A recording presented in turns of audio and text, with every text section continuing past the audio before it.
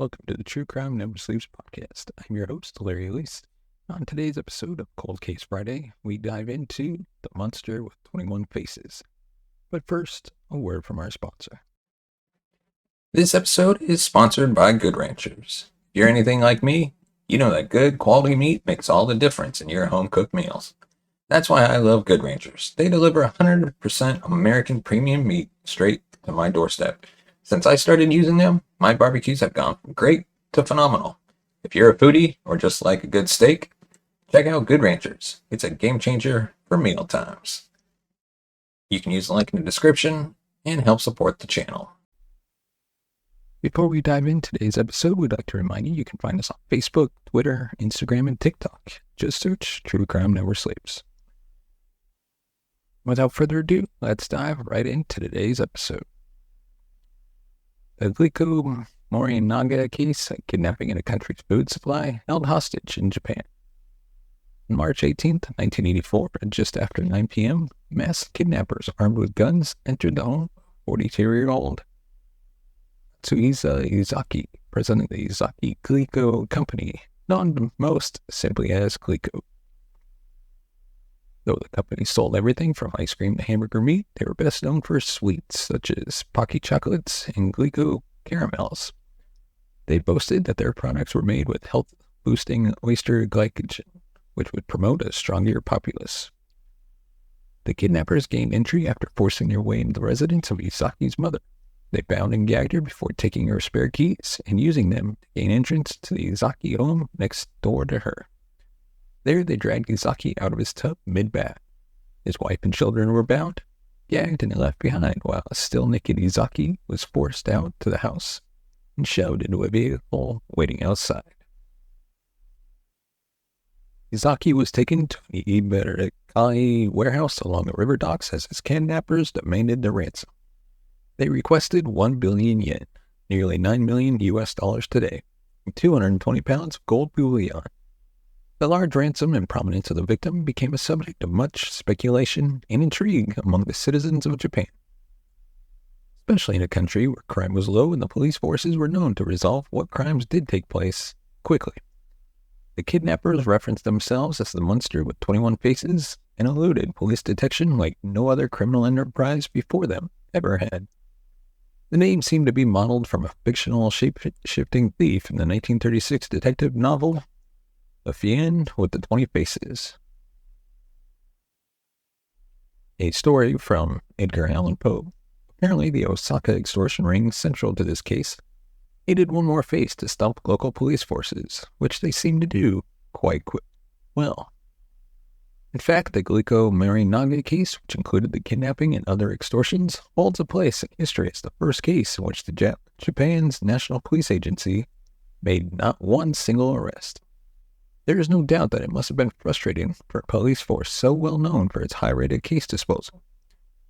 They could only have been even more annoyed by the taunting of the kidnappers, who amused themselves by rubbing salt in the wounds of not only the NPA, but also the media and Glico's corporate offices. Over the year-and-a-half period that followed Izaki's kidnapping, the culprits would send over 100 letters mocking the police. One such letter, translated from Japanese, says, quote, "Are you idiots? If you were pros, you would catch us." The letter went on to mock police and give them hints as if they weren't capable of solving the crime without help from the very people perpetrating it. They told them that the getaway car was gray and the food they purchased for Izaki was from the DA supermarket. Apologies for butchering all these names wrong. The letter was signed Kajin Nuchiachi Minso. Rough translation into English is the monster with 21 faces. Newspapers printed the letter. Over the months to come, they would continue to print the letters they received from the group, who seemed to be greatly amused by their taunts, jokes, and useless supply of clues. Though police had locked down Osaka and put up multiple roadblocks after the Izaki kidnapping, they came up empty-handed in capturing the kidnappers or finding any trace of Izaki. Fortunately for him, he managed to escape after being held for what must have seemed like a very long 65 hours to him. It was a relief to all to find him free, unharmed, and without the outlandish ransom being paid. 3 weeks after Izaki's escape, 6 vehicles parked in front of Glico's corporate offices were set on fire. A little under a week after that, a container filled with hydrochloric acid and a threatening note addressed to Izaki was discovered at the warehouse where the Glico president had been held captive. It sent a clear message that the ordeal was not yet over. It seemed to only be the beginning as the monster with 21 faces began to reveal their real goal. The ransom money hadn't mattered to them. It was the food supply they were after. The monster with 21 faces wanted the people to believe that the Glico food products they had been told were wholesome and healthy for years weren't so safe after all. They began sending letters to various Osaka news outlets, letting them know that the Glico-produced candy brands were laced with cyanide. There was widespread panic as retailers across the country began pulling all Glico products from their shelves. Supermarkets and other outlets gathered up the unsold products and urged citizens to return any they may have at home. The massive recall cost Glico somewhere in the neighborhood of $21 million and forced them to lay off hundreds of employees. Their stock prices nosedived. And after the chaos of the moment had passed, it came to light that not a single trace of cyanide was ever found in any of the products. Even after Izaki's escape and the candy scare, the group continued with their little game of cat and mouse, continuing to send out letters that included clues. One even included information about what sort of typewriter they were using to type the letters being sent. But mostly they lambasted the NPA for their ineptitude. By June, the group had shifted their focus from Glico to another candy company called Morinaga. The reason they gave for this was that they felt bad for a kid in their group who was sad over a lack of Glico candy in the marketplace. Saying, quote, "In our group, there's also a 4-year-old kid. Every day he cries for Glico. It's a drag to make a kid cry because he's deprived of the candy he loves." The monster with 21 faces declared that Izaki had gone around being ashamed for long enough that they were now going to forgive it. They indicated that Japan was getting hot and humid and they intended to move on to Europe, even teasing that they would, quote, "be in one of those places. Let's bring Pocky, the traveler's friend, delicious Glico products. We're eating them too. See you in January of next year." Unfortunately, the monster with 21 faces did not stop terrorizing Japan, as they said they would.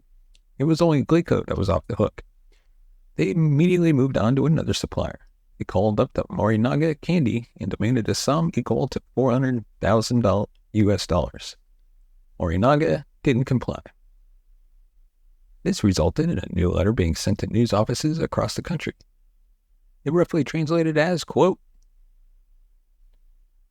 "To moms throughout Japan. In autumn, when appetites are strong, sweets are really delicious. When you think of sweets, no matter what you say, it's Morinaga. We've added some special flavor. The flavor of potassium cyanide is a little bitter. It won't cause tooth decay, so buy the sweets for your kids. We've detached a notice on these bitter sweets that they contain poison.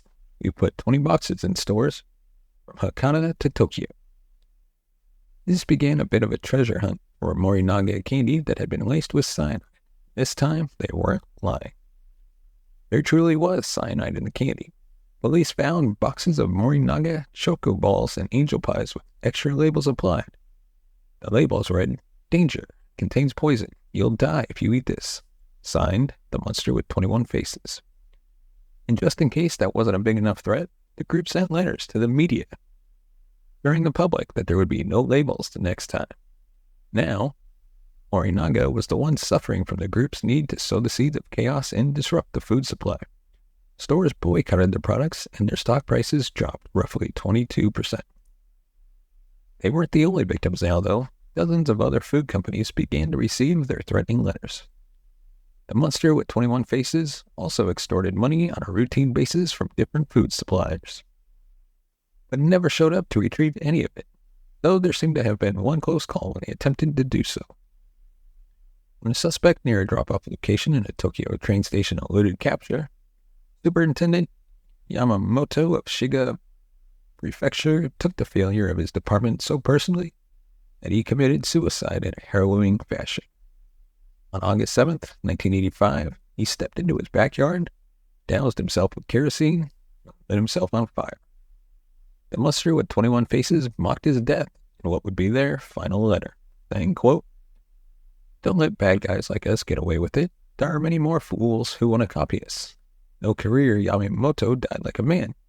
So we decided to give our condolences. We decided to forget about torturing food companies. If anyone blackmails any of the food-making companies, it's not us, but someone copying us. We are bad guys, which means we've got more to do than bullying companies. Fun to lead a bad man's life. With that, the monster with 21 faces stepped back into the shadows, never to be heard from again. Throughout the investigation into this case, police interviewed at least 125,000 suspects. Yakuza, disgruntled Glico employees, stock manipulators, North Korean secret agents, and even the original kidnapped victim himself, Isaki Glico. Each one was considered and cleared of any crimes. But numerous theories came from the interviews. Unfortunately, none of them panned out into answers. There seemed to be only two real clues during the entire investigation.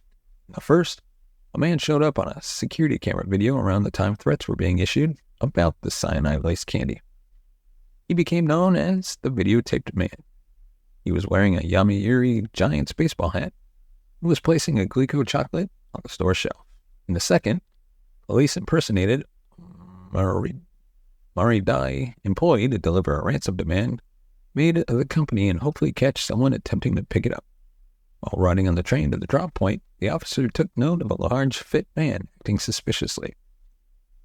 He was referenced as the fox-eyed man due to his large fox-like eyes. Though he was followed by police, they eventually lost him. He was subsequently spotted again in an exchange set up for ransom money from the House Food Corporation, but once again escaped capture. After the group stopped sending harassing food suppliers and the police, they eventually faded into the background.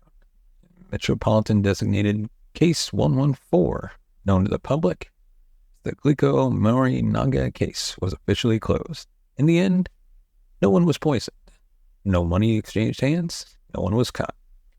Nearly 38 years later, the identity of the person or people behind the monster with 21 faces remains a mystery, but that hasn't stopped folks from continuing their attempts to crack this case. If you're interested in a much more in-depth look at this case, check out the podcast dedicated to it on the Monster with 21 Faces website, which is the Monster with 21 Faces.com with 21 in digits. So it's the Monster with 21 Faces.com. Let us know your thoughts on this case in the comments section below. Do you think we'll ever figure out who the Monster with 21 Faces is? And if you have any theories, leave them in the comments. Give it a thumbs up if you like our video. Subscribe to the channel. Hit that bell notification button to be notified of future videos. If you want to support the channel, buy us a coffee at buymeacoffee.com/TCNS. Your support helps the channel grow, upgrade our equipment, bring in new hosts, be able to pay them, and hopefully one day take the show on the road. As always, thank you so much for watching and listening. We will see you next time.